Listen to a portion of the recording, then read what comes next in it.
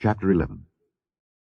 And it came to pass, when Jabin king of Hazor had heard those things, that he sent to Jobab king of Madon, and to the king of Shimron, and to the king of Akshaph, and to the kings that were on the north of the mountains, and of the plain south of Kinneroth, and in the valley, and in the borders of Dor on the west, and to the Canaanite on the east and on the west, and to the Amorite, and the Hittite, and the Perizzite, and the Jebusite in the mountains, and to the Hivite under Hermon in the land of Mizpeh.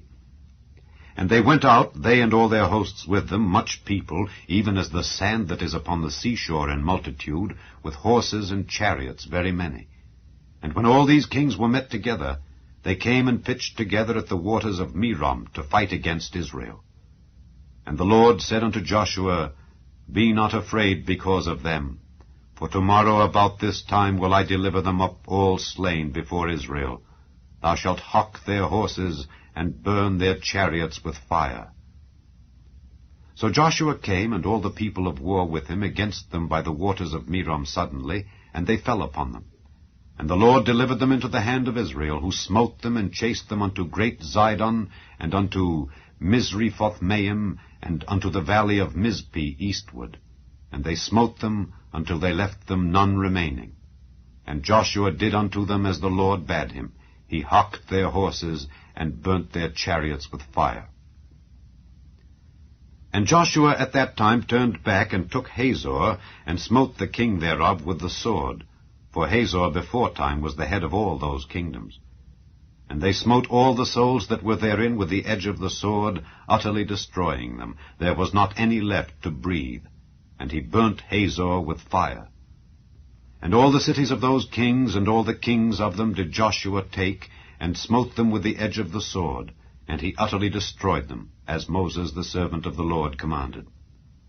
But as for the cities that stood still in their strength, Israel burned none of them, save Hazor only. That did Joshua burn.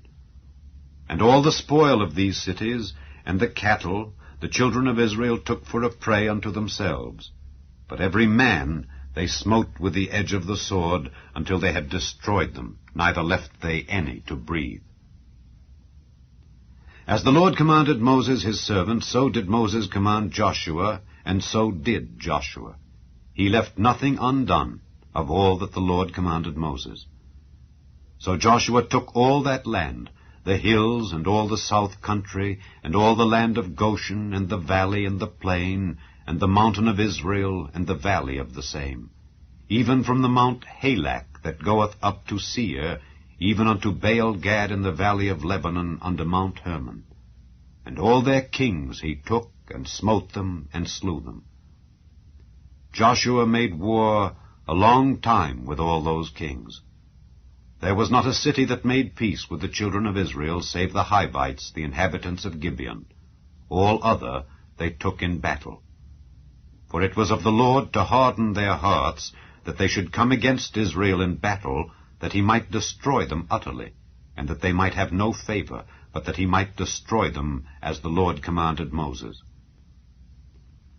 And at that time came Joshua, and cut off the Anakims from the mountains, from Hebron, from Debir, from Anab, and from all the mountains of Judah, and from all the mountains of Israel. Joshua destroyed them utterly with their cities. There was none of the Anakims left in the land of the children of Israel. Only in Gazer, in Gath, and in Ashdod there remained. So Joshua took the whole land, according to all that the Lord said unto Moses. And Joshua gave it for an inheritance unto Israel, according to their divisions by their tribes. And the land rested from war.